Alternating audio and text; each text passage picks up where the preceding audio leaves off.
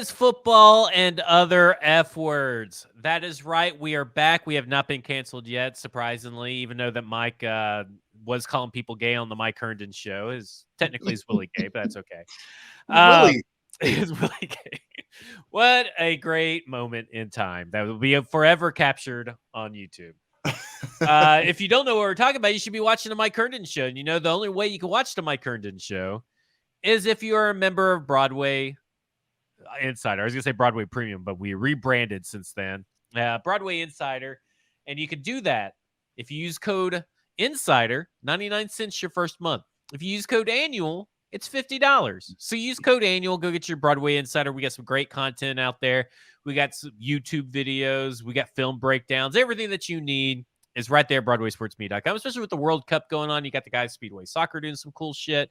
You got the Hot Read podcast. You got Music City Audible. You have Second and Victory, and of course, football and other F words. And we are partnered with 440 Sports. A football show is live 1 p.m. on Mondays and Thursdays, but this week we'll be live at 10 a.m. because Brayden is going to the game at Lambeau Field and freezing his nuts off. So it'll be 10 a.m. on Friday. We'll have instant reaction, and it'll basically be all Titans talk on Fridays. And it's pretty much was all Titans talk today. I mean, I looked over at the clock, and it's 47 minutes of an hour show was just dedicated to Titans. Like, oh, shit, we talked way too long. We are brought to you by Jasper's, the sports bar in Nashville. In fact, I know for a fact that one of our listeners went on Saturday, Mike, and he took a group, and he said he had a lovely time. He actually said a fucking awesome time, which but it's sponsored talk. He loved it. Right, yeah. They had a great time at the sports bar. It's where he decided to take his crew of guys that came in. Some work colleagues came into town, and he said it was a great choice. He enjoyed it. 2-for-1 beers on Sundays. Never forget that. If you are a member of the now eliminated from college football playoff contention, if you're alumni of the Clemson football team, and they will never make it to the college football playoffs this year, you could go still watch the rest of their 2 games because they're an official watch party for Clemson. And, of course, all the Predators games and Titans games on Sundays. Mike, I want to get into Jeff Saturday. Yes. And I want to go ahead and get it out of the way because I have seen people of all different ilk, of all different backgrounds. Oh, first I would say, hey, Mike's here too as well. Hey, Mike, how are you doing? Hey, I'm here. Hey, how's it going? You can follow him on Twitter at Mike Herndon NFL. Read all of his articles on podcarsky.com every Wednesday. And I'm, of course, on Twitter at FWordsPod. I'm Zach Lyons. Okay. Everybody basically this week took a big old fat dump on Jeff Saturday. I mean, pretty much everybody that's not in part of Indianapolis. I mean, you're talking about Bill Cowher to Joe Thomas. I mean, just well-respected people. Teddy Bruschi, well-respected people took shits on him all week. He goes and beats the worst head coach in the league currently, and I don't know if it's really up for debate because of the talent he has at his disposal. It's Josh McDaniels. It's either him or the other coach we'll talk about later. Yeah. Nathaniel. One of the worst head coaches. Everybody took a big old fat dump. And because he goes and beats a hapless, worthless Las Vegas Raiders team, barely, by the way. I mean, they barely won, and it was a slugfest. Now everybody's like, oh, well, now we got to make fun of the other people that said it. Don't matter if I said it. We got to make fun of the other people. Here's a tweet I want to read to you. And I said, I asked you if you'd solve the tweet. And this is what sparked everything. It's from Chad Withrow, who's been on the podcast. I like Chad. Chad's a great guy. But his tweet says, NFL analysts acting like being a head coach in the NFL is the most difficult job in the world. Can GTFO get the fuck out? Thanks to Jeff Saturday for proving them wrong. What a wild overreaction. And then, of course, Dan Orlovsky's tweet where he put out all these, adjectives and sarcastic font and all that kind of stuff. Give me a break. It is one game against one of the worst teams in the NFL, one of the most overrated teams in the NFL. And there's always the new coach bump. And sorry to say that your Mike's hot bet picks or whatever you call them on the Mike Herndon show were an utter failure. I'm glad I did not bet any of them. But hey, I went 2-3. 2-3. It wasn't bad. It wasn't a great I week. Told you on the show, you're not scared of the our new coach bump, and the new coach bump worked. It wasn't pretty, but it worked. And look, all this to say, It's still a bad hire in theory. Everything about his hire. One game does not change anything.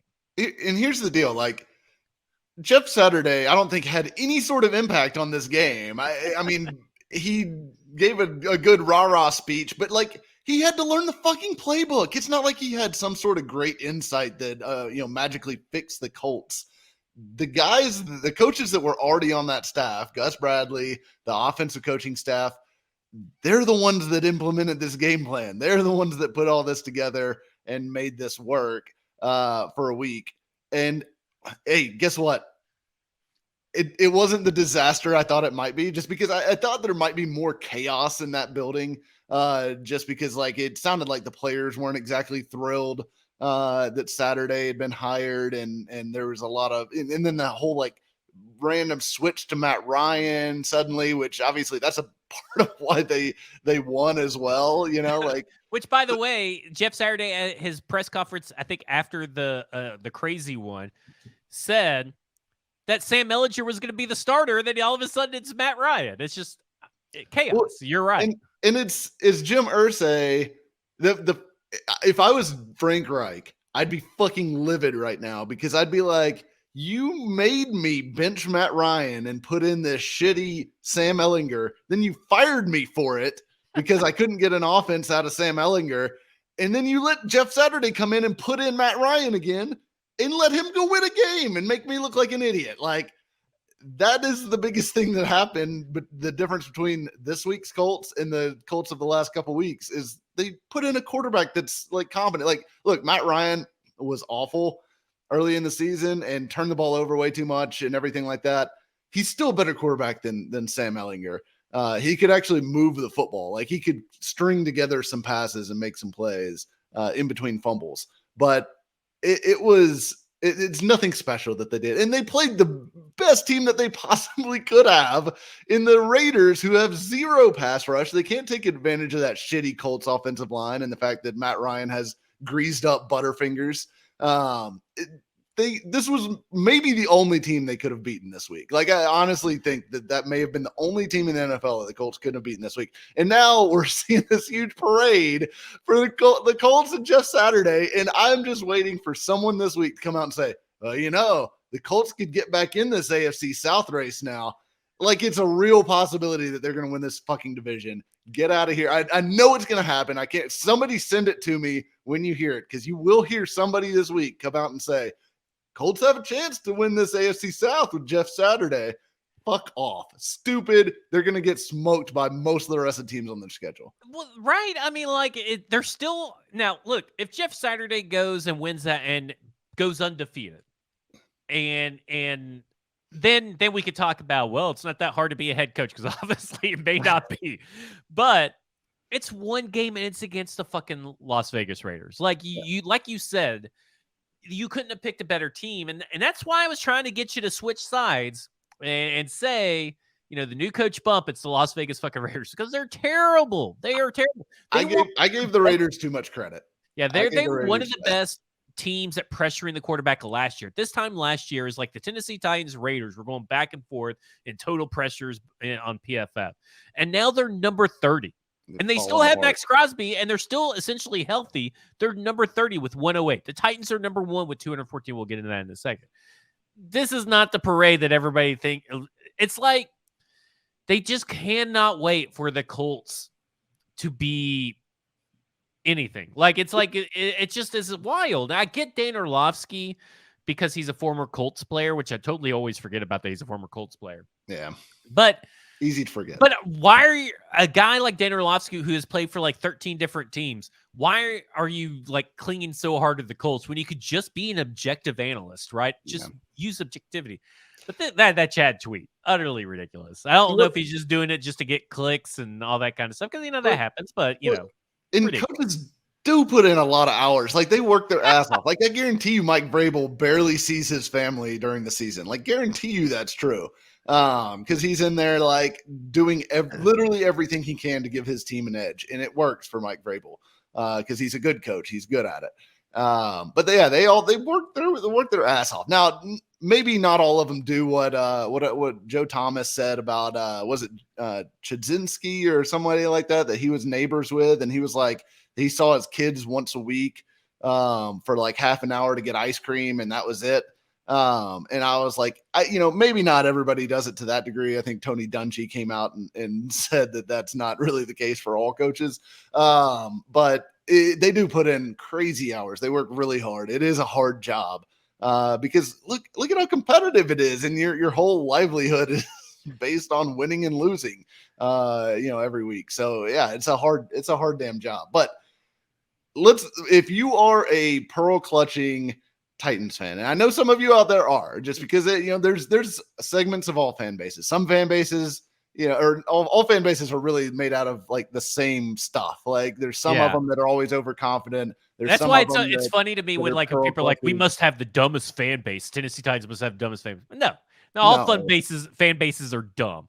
Yeah, and I mean, like, however you fan, it's totally up to you. Like, I don't understand how some people will literally, if I post a tweet that says like something like Mario Edwards has 22 pressures and just talking about how great he's been as a complimentary piece, people will come in under the tweet and be like, well, yeah, but they can't find anybody to block.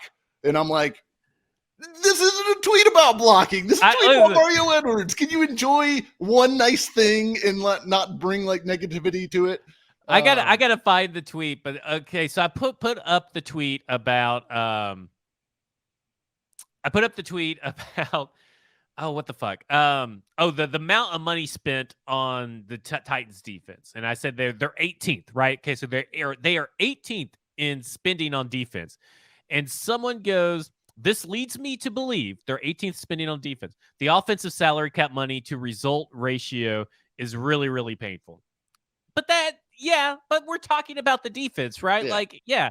They spent the sixth most. They're spending the sixth most on active. But that's not the point. The point of this tweet is the defense. And someone said, I was talking about something on this, and they said, that the Titans, because I put my Jeff Swaim. I know you're pro Jeff Swaim, but I put the fun fact about Jeff Swaim out there, and someone put up. I wish I would have had this already up, but you talking about this brings it up. Where the fuck is it? I've got to say too, my Jeff Swaim take is like. It's like it's the hardest take I have to defend, but I still feel like it's right just because it's such a narrow road to walk. Because I'm like, he's not good. He's not a good player, but he's best at the job that they need him to do in that specific role on this team currently. So they tell you I wish they had a better Jeff Swaim, but they're always going to have a Jeff Swaim, right? Like they got to have some blocking tight end because they want to run the ball all the time. Okay, so here's the tweet. This is from his handle Still I Rise at Dizzy Dre 481. And this is about the Jeff Swaim tweet about him being like out of 33 minimum pass blocking snaps, he's dead last in pass blocking efficiency. Isn't he the reason we let Crookshank go? We valued blocking tight end over third safety who excelled at covering tight end. What? No, he's not the reason they let Crookshank go. They let Crookshank go because he was hurt all the time. Where did he even come up with this? That like, who is he listening to, or what is he reading that said, oh fuck, looking at Jeff Swaim, could have had Crookshank over Jeff Swaim. Like nobody is thinking that. Like they're not even related. But anyway, you absolutely could have fit both of those guys into the salary cap, believe it or not. Yeah, Crookshank's doing really well over wherever he's at in Chicago, eating pizza probably, while Andrew Adams is doing exactly what. Yeah, they pull Andrew Adams out of nowhere, and he's all of a sudden like one of the better safeties. I just love like what's that? Who comes up with this stuff? And let me get back to what I was going to say about the pearl clutching Titans fans because it relates back to the Colts. Here's the Colts schedule for the rest of the season, and mind you, they're 2.5 games behind the Titans right now. So any combination of 6 Titans wins or Colts losses eliminates the Colts from being able to win the division. Here's the list of their remaining schedule. They host the Eagles this week. Then they host the Steelers. That's probably a win, but then they go to Dallas. They have their bye week. They go to the Vikings. Then they have the Chargers at home. Then they go to the Giants, and then they host the Texans in week 18. Yeah, it's like 2 wins out of that. Yeah, they're winning maybe 2 or 3 games for the rest of the year, maybe. So they're going to lose 1, 2, 3, 4. They're probably going to lose at least 4, maybe 5 more games, which means the Titans just have to win at least 2 games for the rest of the season. That's really what the Titans have to do to win this fucking division, because you don't have to have a winning record to win the AFC South as long as you're the Titans. So it's crazy that I think people are just trying to side with Jeff Saturday because he got shat on all week. Well, yeah, that's kind of rightfully so, though. Like, to me, does he really need the money? Like, at this point, like, everybody's like, well, how did you turn down this millions of dollars and blah, blah, blah. Well, I don't know. I mean, like, don't you have some self-respect and pride for this franchise? If he have no issue with him I'll eat my words. Yeah. I have no issue with him taking the job. Like, if you're offered a really cool job and you think it would be great, take it. Like, I mean, it's not your job to make the owner be accountable and a sane person. Like, if you want a job and you think you can do it and you want to do it and try it, great. It's probably the only chance Jeff Saturday was ever going to have of being an NFL head coach. Like, I mean, come on. I mean, be honest. But I guess the difference for me is, like, there's a difference between us taking $1 million job and someone with already millions and millions of dollars. Unless he has a bad gambling debt that we're not aware of. I mean, that's entirely in play. But I also just think maybe he just thought it would be cool and he wanted to try it and see if he was good at it. All right. Let's talk the Tennessee Titans. I think we should probably. That was 16 minutes of Colts talk. That's way too much talk for a team that's going fucking nowhere. Mike, I kind of thought of something. I just recorded a football show on Monday, and of course it's live wherever you get YouTube, podcasts, all that kind of stuff. And on the way up, I was driving from pharmacy to here, and I was kind of thinking, shouldn't I like this team a lot more than I do? Yes. Because I really hate the offense, right? Like, I just hate it. But this team is all about guts. It's all about sticking together. It's not about one single person. It's about everybody as a team. It's got a great head coach, and I love their head coach. This is everything I love about football. And I was like, you know what? I should just really fucking like this team. In fact, this should be, in all reality, my favorite Titans team that has been fielded, because it's everything that I've wanted and I enjoy and respect about the game of football. It may not be pretty, like we talked about, but it's literally everything that I personally like. And this is just for me. I'm not saying everybody should love this team, but I personally like about the game of football. And I just came to this realization that, yeah, this offense sucks, but really yesterday it's kind of piqued my interest a little bit more. And I'm thinking, oh, well, 255 yards, blah, blah. But we'll get into offense, defense. But I should be liking this team a lot more than I have this whole season, right? I think so, and I've been trying to bring you along a little bit, because you got really I'm down. Still not Super Bowl bound, but I think I should be know. enjoying what I'm watching. Here's the thing for me, because, like, look, as crazy as it is, the fucking Bills have the same record as the Titans right now. Yeah. Like, right? And they're 0-2 in their division. They're 0-2 in their division. They're in a very much worse place than the Titans are currently in their current form. And that's crazy to say, given the pasting that they gave the Titans in Buffalo. But look, the Titans they're tough. They're smart. They are, physical. They're bullies. Like, there's so much to love about it. There's everything that you love about football. This team has it, except for a passing game. And that is, unfortunately, what a lot of people love about the NFL. They just want to watch people chuck the ball down the field a million times, and, Patrick Mahomes to make all these crazy plays and do everything, that he does. And that you aren't going to get that watching a Tennessee Titans game. And, I know Colin Cowherd put out a tweet that basically said, I respect the Titans, but I also do not enjoy watching them. That's totally fair. Like, if your thing is you want to see teams go up and down the field and make plays in the passing game, Titans game is not for you, because the Titans aren't going to do it, and they're also not going to let the other team do it. So it's going to be ugly football.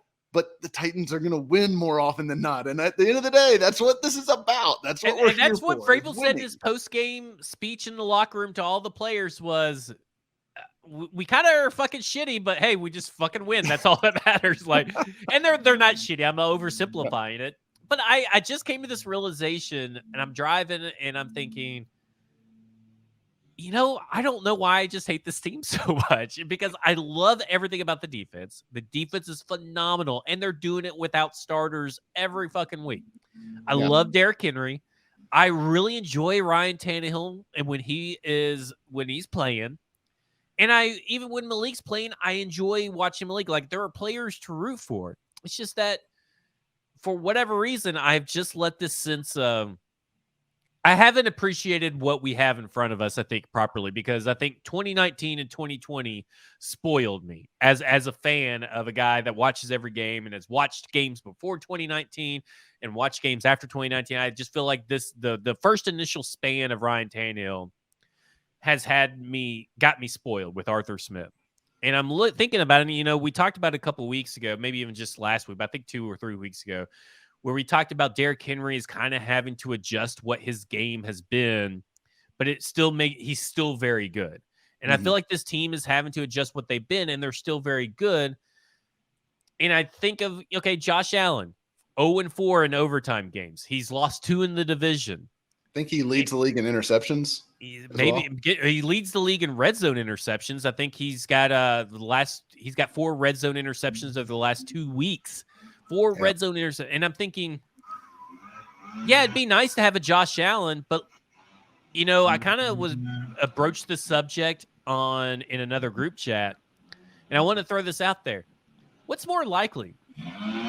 Josh Allen is Dan Marino, where he puts up all these stats and never wins a Super Bowl, or maybe Josh Allen is Peyton Manning and it takes him 9 seasons to get to a Super Bowl and he has to face a shitty team to actually win it, or you're like, which one is he? Because he's not Patrick Mahomes, right?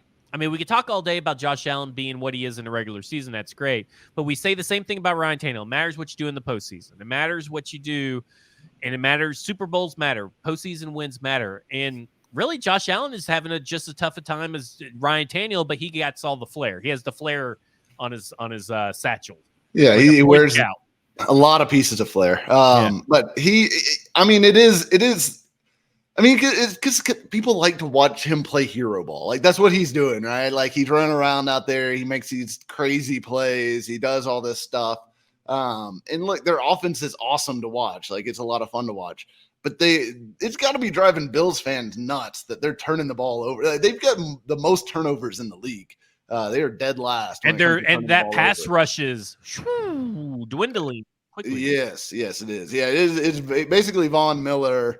And everyone else just kind of seems to have fallen off after a hot start now. So, I mean, it is.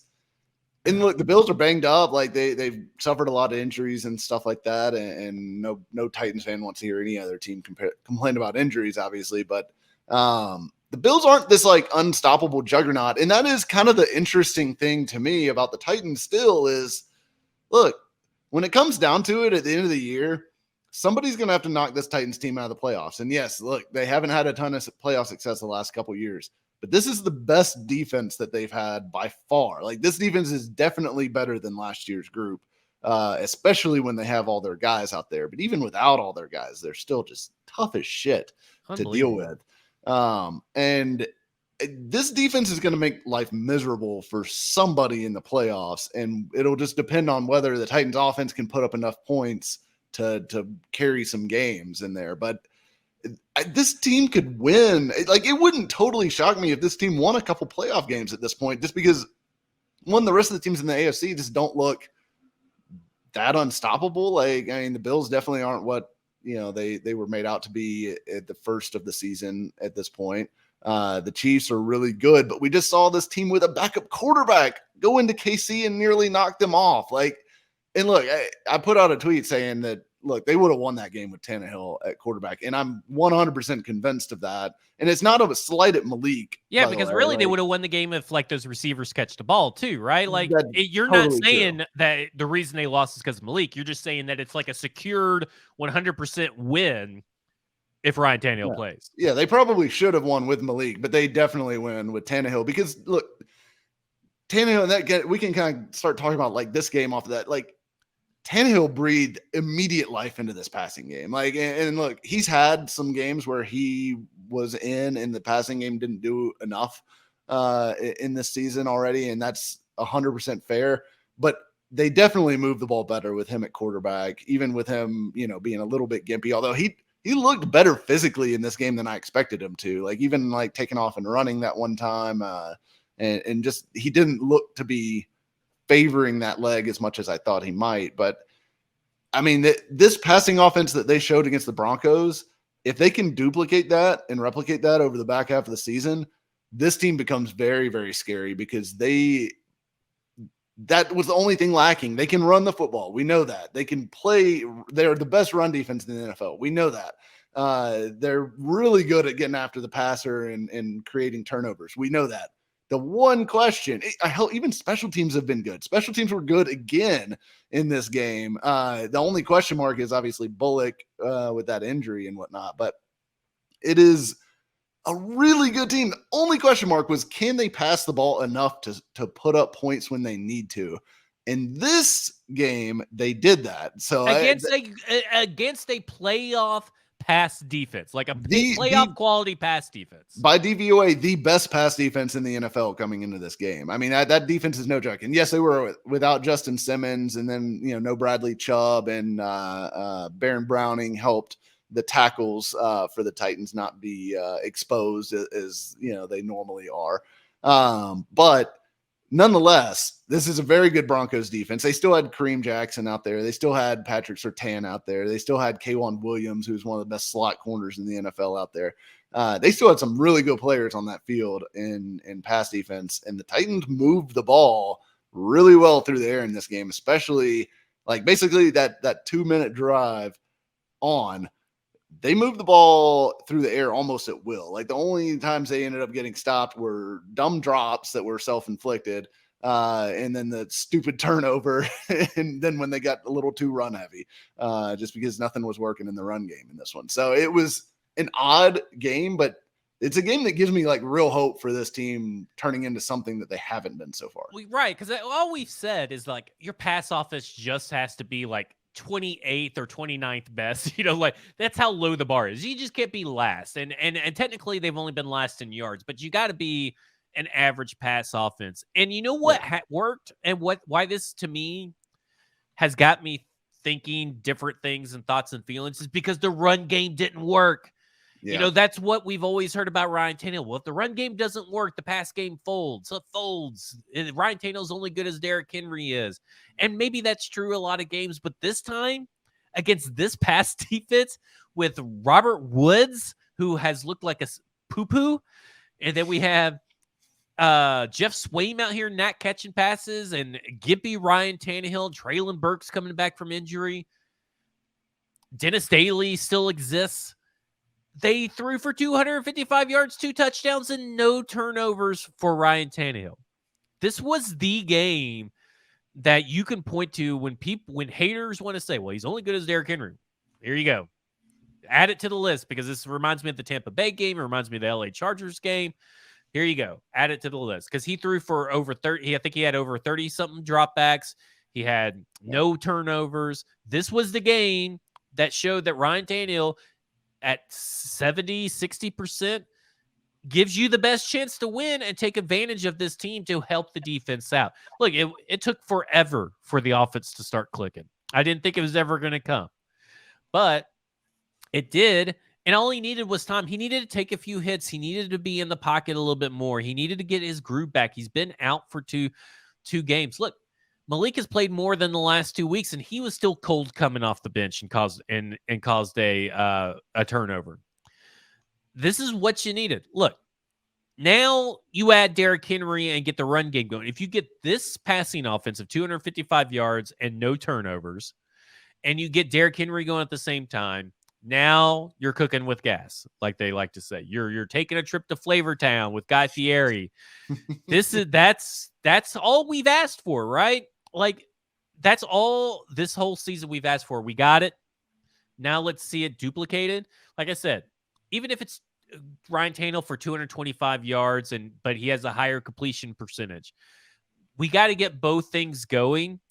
But this was a really good, encouraging sign off this win for the offense. Yeah, absolutely. And I thought Tannehill, you looked at I felt like early he maybe was almost pressing to get the ball out quickly, just because I think he knew he did not need to take a hit on that ankle, especially early in that game. As he was trying to kind of get his legs under him and didn't want to get knocked out immediately. So I felt like he was almost rushing things a little bit, and that led to a couple off target throws and things like that. But as he settled into the game, he got better and better. And then you saw the value.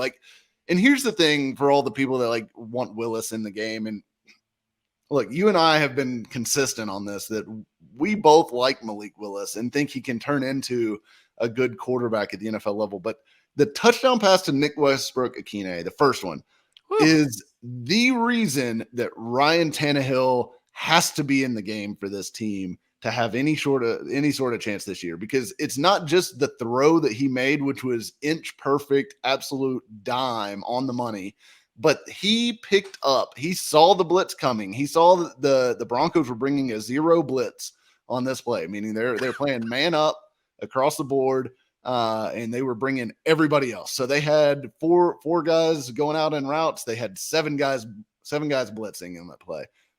He saw that coming. He brought Austin Hooper over closer to the formation to block for him. He changed the protection before the snap, giving himself enough time to get that pass off. So he changes the protection, buys himself enough time, and then makes a perfect pass for the touchdown against pretty good coverage.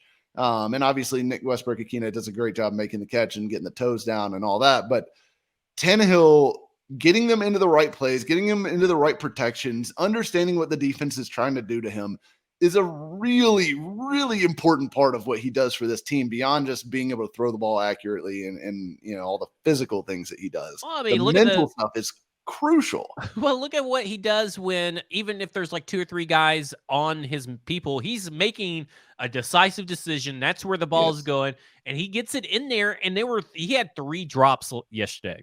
At least. Yeah. And a lot of them were in coverage, and a lot of them he took hits on too. Like, that's the other thing that he does really well. And we talk about his toughness anyway, is that he'll stay in the pocket and make the throw. And that's super important a lot of times. And maybe it doesn't always go the way that you want it to, but that kind of stuff in between, from when the ball leaves his hand to where it gets to the receiver, is so important that you're talking about. The stuff even pre-snap, it's stuff that he does. Malik should be able to get to that point if he's coached up and brought up right and correctly and everything. But right now you have a guy that does that. Let the guy that can do it, that we've seen do it. It's not always sexy. It's not always lighting up the box score, but it works. And you don't win that game without Ryan Tannehill. I am 100% convinced you don't win that game with Malik Willis. And I'd also say that, like, that's why, and a lot of times I've been made fun of for this take before, because it sounds counterintuitive, but of all the people for Malik Willis to learn from, Ryan Tannehill is one of the best guys for him to learn from, because the things that Malik Willis needs to get better at, the pre-snap analysis of the defense, understanding what the defense is in, getting them into the right play, throwing with timing and being decisive with your reads, and then having the pocket toughness to hang in there and make the throw, even though you've got pressure bearing down on you. Those are exactly the things that Malik Willis needs to get better at. And Ryan Tannehill is really good at all that stuff. So if he picks up on those things, that's going to be great for him. If he can add what Ryan Tannehill does to his tool bag with his physical skill set, he could be incredible. And that's why I think him learning from Tannehill is great for the Titans. And he needs to continue to study Tannehill, watch what he does, because he does a lot of really good things, even if he's not the most exciting quarterback to watch. And he's certainly not the best quarterback either. Like don't get me wrong. He's a above average NFL starting quarterback. He's consistently been that since he's been here. He's not elite.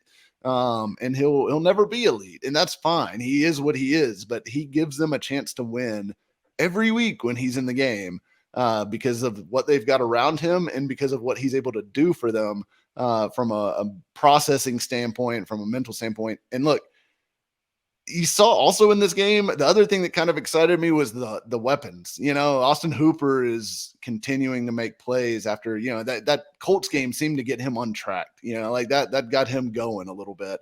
And he had a couple huge plays in this game. And then Chig has a huge play in this game. Obviously he needs more.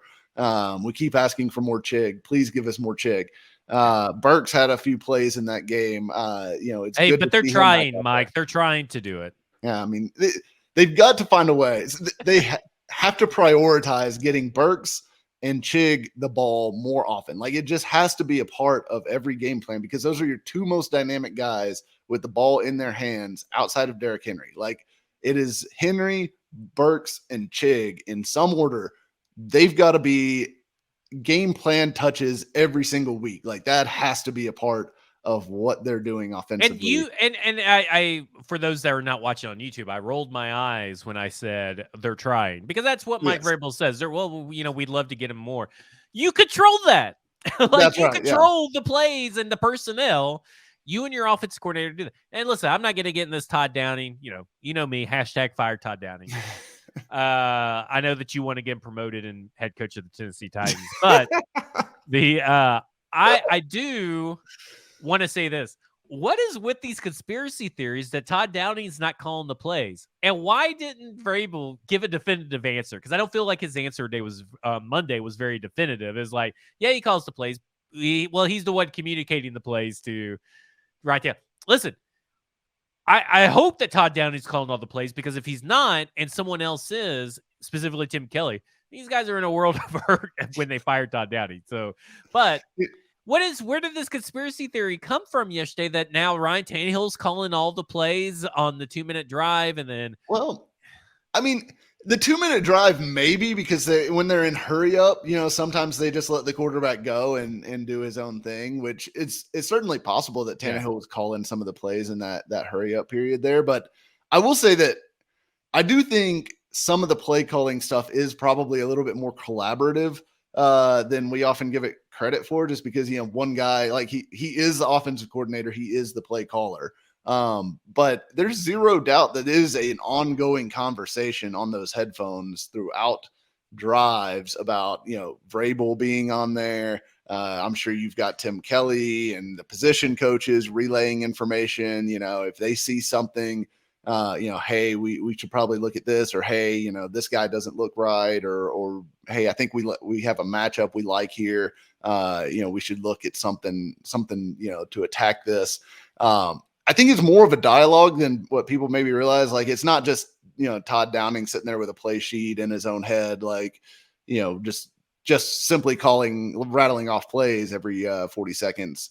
But I mean, he is ultimately in charge. Like, that is what it comes down to. And like this whole conspiracy theory of, at first it was Tim Kelly's calling he's doing the scripts. Yeah. And then it was, no, Tim Kelly's only doing he's only doing the touchdown drives. It's crazy. It's crazy talk. Like, it's a collaborative thing. Like, I know that is the way that most like NFL offenses work, that it is collaborative. There are multiple voices, but ultimately Todd Downing is the decision maker on what call gets called into Tannehill.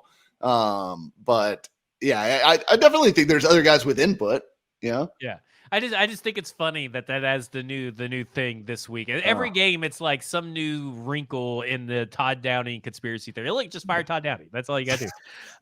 It really is like the QAnon of Titans Twitter is who's calling plays. And I don't want to hear him compared to Shane Bowen anymore. Like, this whole Shane Bowen situation. Yeah. I think we're past that. Like, I think we are too. Yeah, I think we all know Todd Downing's not good, and whether Tim Kelly's good or not, we really don't know. Yeah. But I do know this. If Todd Downing's fired, Tim Kelly's probably getting the job. I definitely don't want Nathaniel Hackett, which is a name that I saw float out there. I definitely don't want Nathaniel Hackett, because there's no Aaron Rodgers coming to this team. And I don't think you'd want Aaron Rodgers coming to this team. But while we're talking to Shane Bowen, talking about Shane Bowen, not to Shane Bowen, Mike, I'm running out of words or adjectives to describe this defense and the defensive performance that we see each and every week.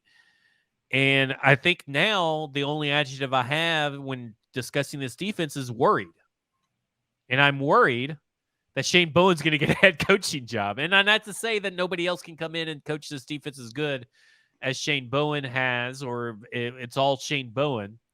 But I just really just want to, kind of like when Arthur Smith was offensive coordinator, I just really want to keep our really good coordinators. Yeah. I mean, yeah, there's zero doubt Bowen has done a fantastic job. He deserves, frankly, to be on head coaching lists.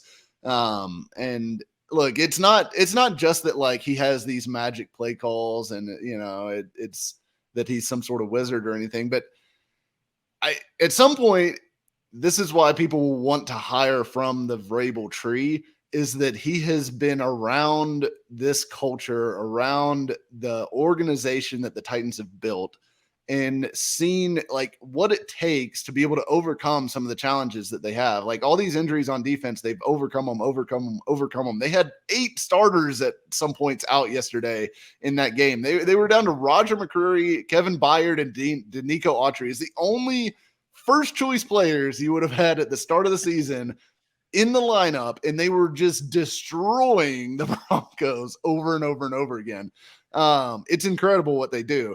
But the fact of the matter is that like people want a part of what the Titans have built here. And that's part of why like Arthur Smith is a good play caller. He's a good play designer. I think that's obvious. Even if, the Atlanta stuff is up and down and whatnot, but I think we all know why that is. Remember when people earlier this year were like, "Whoa, wish we would have kept Dean Pease. Look at Rashawn Evans. He's comeback player of the year over there because he's with Dean Pease." And they're terrible. They're terrible. They're generating no pressure. Like, listen, spare me. I do not miss Dean Pease at all. Dylan Cole is a better inside linebacker than Rashawn Evans. Like point blank, Dylan 100%. Cole right now is better than Zach Cunningham, and you can't convince me otherwise. He is. He's been better than Zach Cunningham this year. He's been really, really good.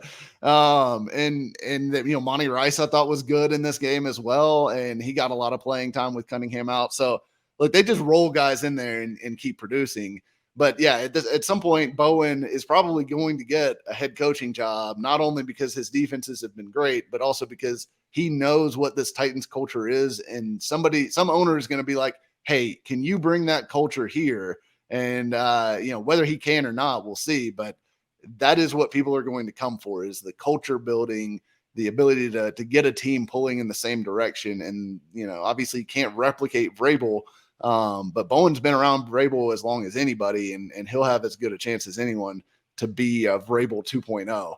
You got to hope that he has the worst personality in interviews. Like that's really where you're at, because someone's going to take a shot on him. Because look at Robert Saleh, who, rocky start his first year, but now the Jets are, all 4 teams in AFC East are apparently in the playoffs, which is, if at the end of the day, which is wild.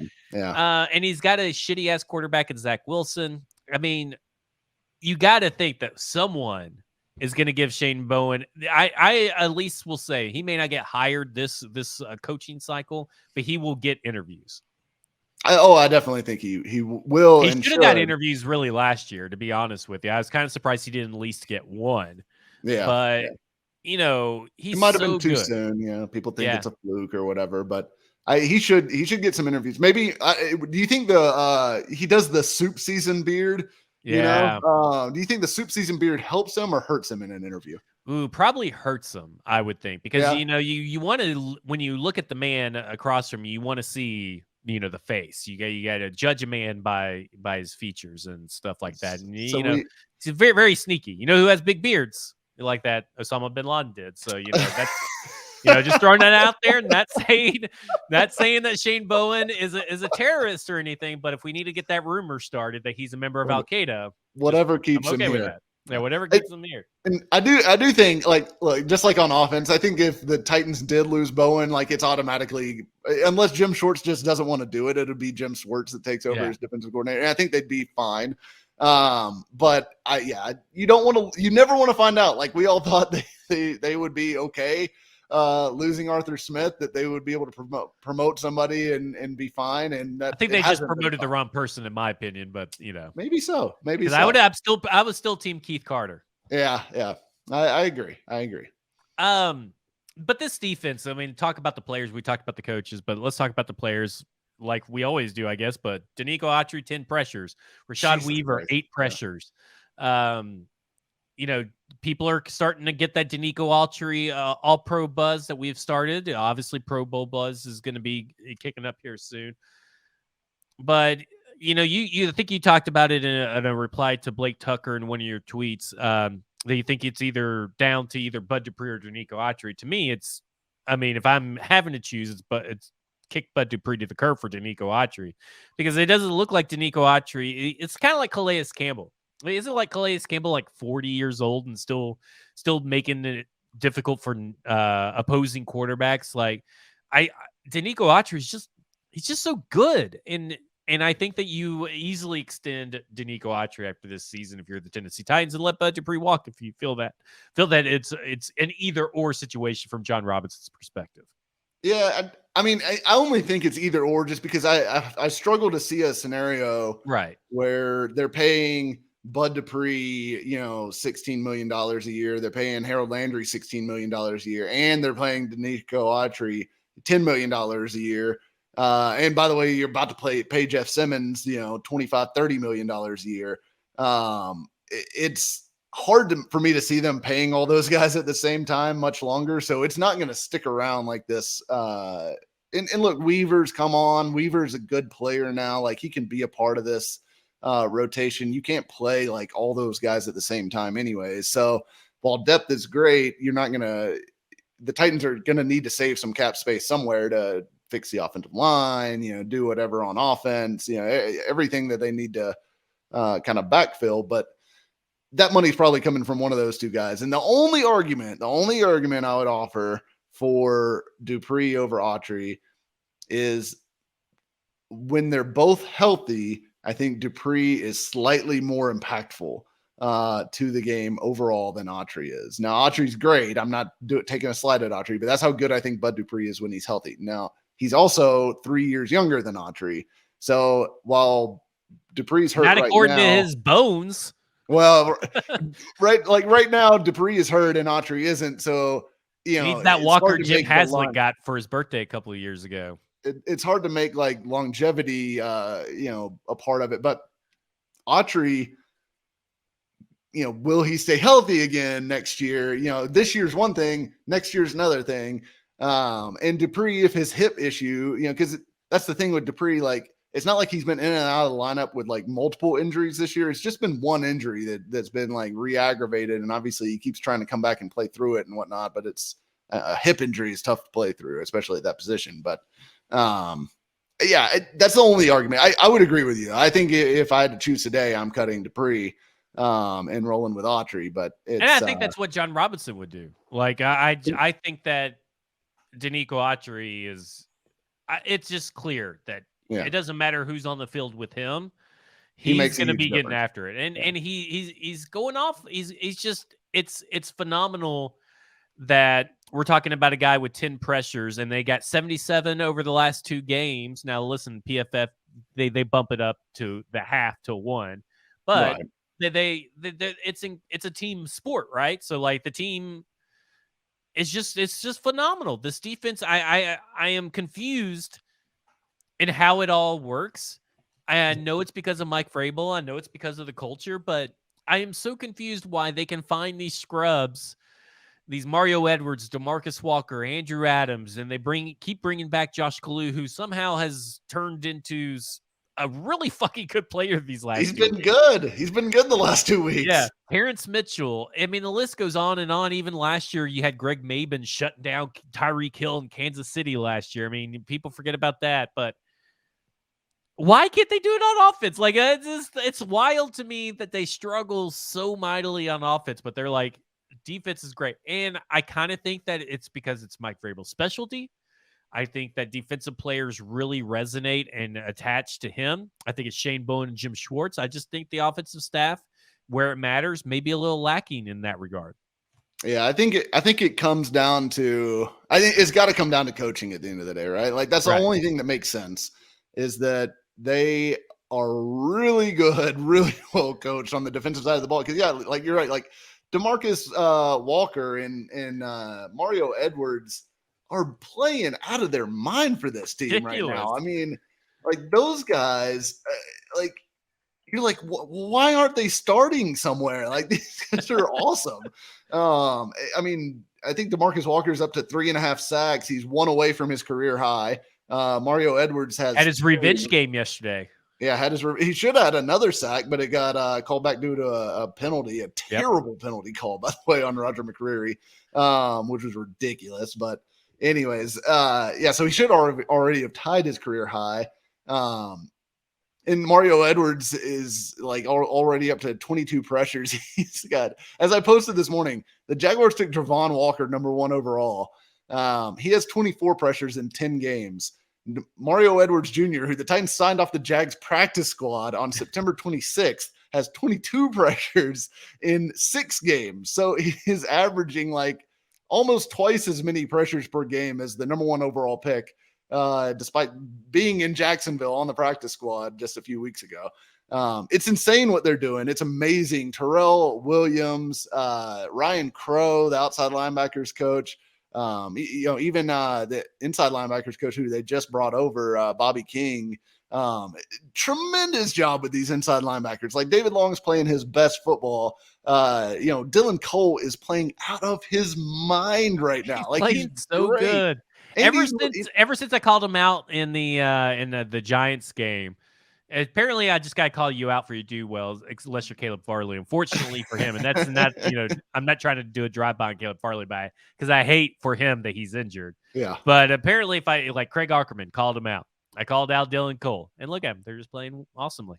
Do you please call out Treylon Burks this week? Yeah, I'll try to. But Dylan Cole's been phenomenal. Bonnie Rice looks good, and then the secondary coaches, Anthony Midget. Those guys, all those defensive position coaches, I feel like they all deserve recognition. They deserve respect for what they've been able to do, because it's not like they've been handed like this all-star team. Like, when the starters are all out there, yes, they are really, really good, really, really talented, but the starters have barely been out there together, if at all, this year. I guess they really haven't been, because they just got Molden back and lost him in the same game. So they never have had their full complement. Obviously Landry's been hurt all year. So they have gotten so much out of these backups and rotational guys and nobodies that it's just amazing. And it's a credit to all of them. The whole defensive staff is phenomenal. And the offensive staff, I think some of the offensive staff is good. I think Tony Dews deserves credit for what he's gotten out of, Dontrell Hilliard and players like that at running back, Deontay Foreman last year. The wide receivers, not so much. Although when he's given, really good talent, he's gotten a lot out of it. Talking about Rob Moore. And then, Keith Carter. What are you going to do with Dennis Daly? Like, Dennis Daly. I personally still like Keith Carter, and I know a lot of people are down him.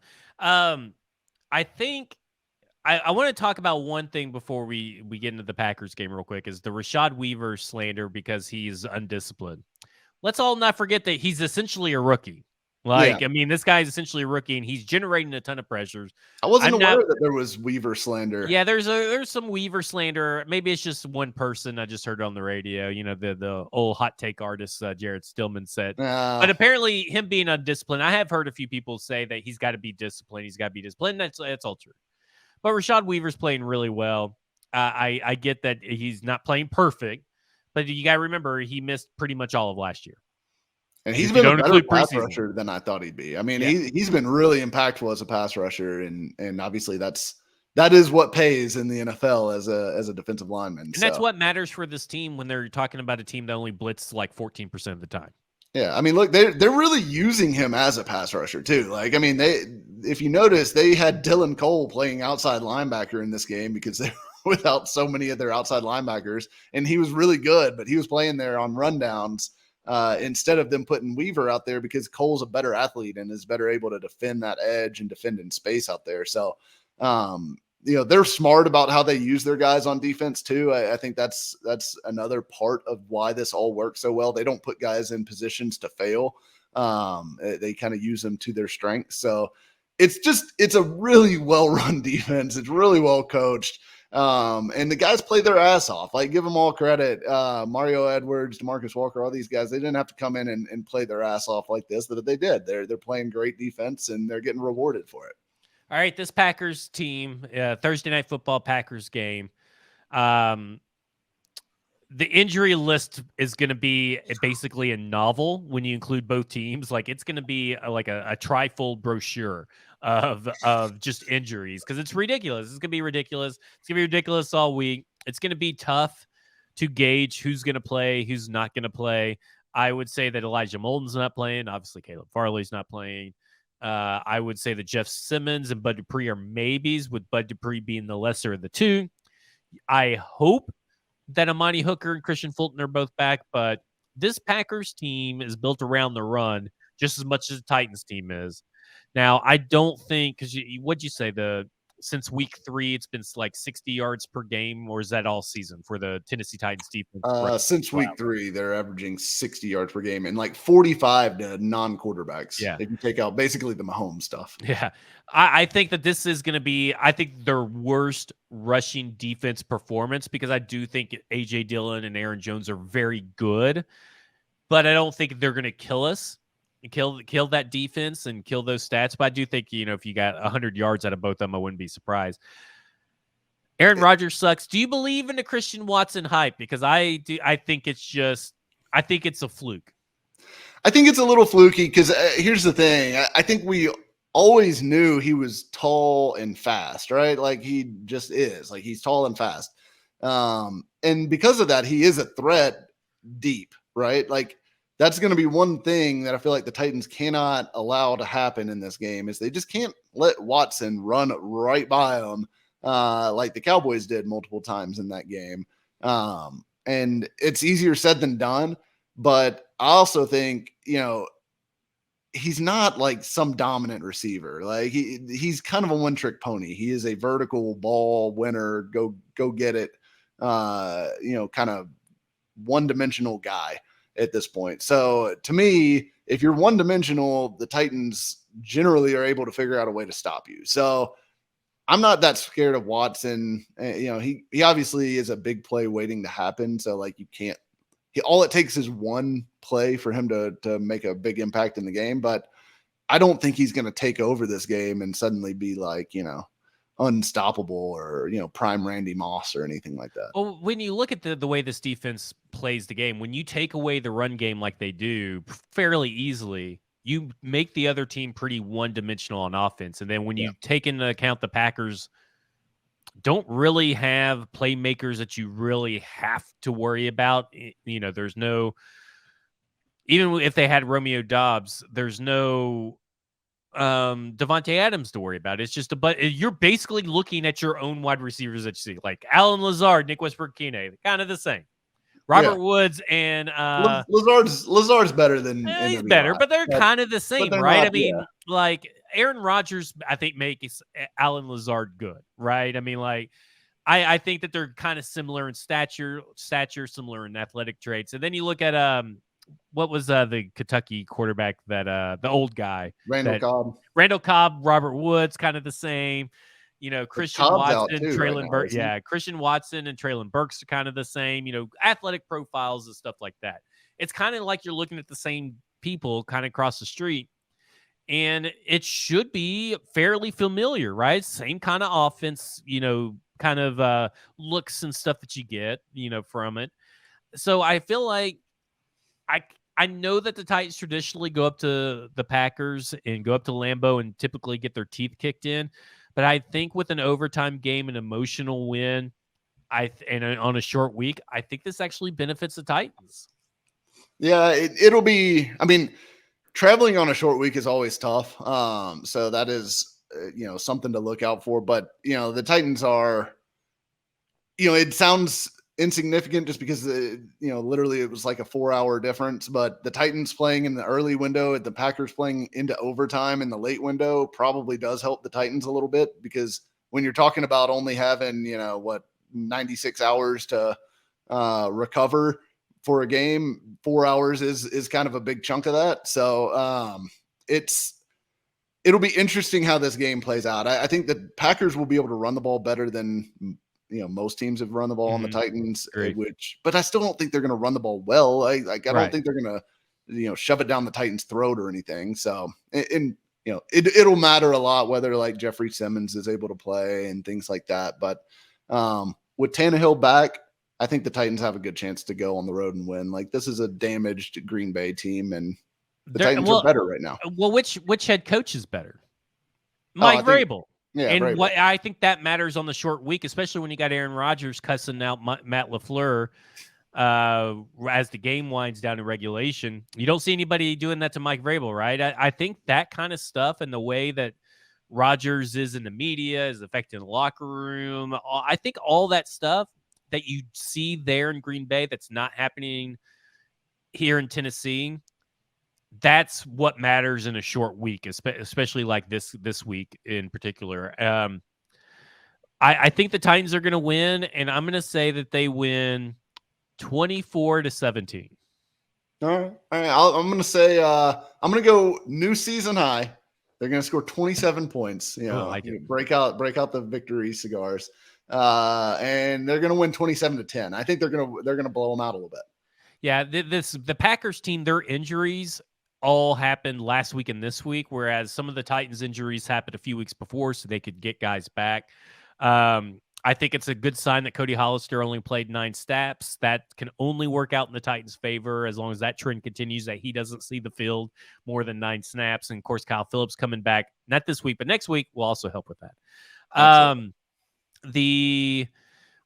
will be it for the show today. We are brought to you by Jaspers in Nashville. Remember, go there, tell them Football Under the F Word sent you, talk to the bartender, talk to the manager, let them know that we sent you 2-for-1s on Sunday. Get there, get there early, get some food, get you a good spot at the bar, and get you some Titans game watching. And Mike, you are doing the Mike Herndon show on Thursdays. It usually comes out Thursdays at prime time. The Mike Herndon show presented by Mike Herndon. We may have to get that out early this week. Yeah, that's right. I guess you do have to get that out early. But your articles come out on Wednesday at paulkarski.com. Always a good read. Always make sure to go over there and read that. This has been Football and Other F Words. He's Mike Herndon. You can follow him on Twitter at Mike Herndon NFL. I'm Zach Lyons. You can follow me on Twitter at FWordsPod. This has been Football and Other F Words, and you have just been effed.